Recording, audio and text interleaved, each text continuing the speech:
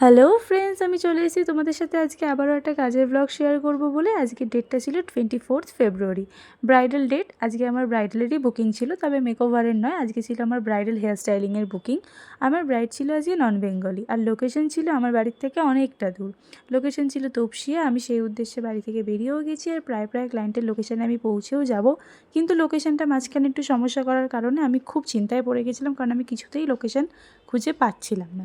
অনেক খুঁজে আমি লোকেশানে পৌঁছেও গেছি। এরপরে লোকেশানে এসে যেহেতু আমার হেয়ার স্টাইলের কাজ ছিল, সেই মতো আমি আমার হেয়ার স্টাইলের জিনিসপত্রগুলো গুছিয়ে নিচ্ছিলাম। ফ্লাওয়ার ডেকোরেশনের বিষয়গুলো অর্গানাইজ করে রাখছিলাম, যাতে ব্রাইড আসলে আমি ফটাফট কাজটা শুরু করে দিতে পারি।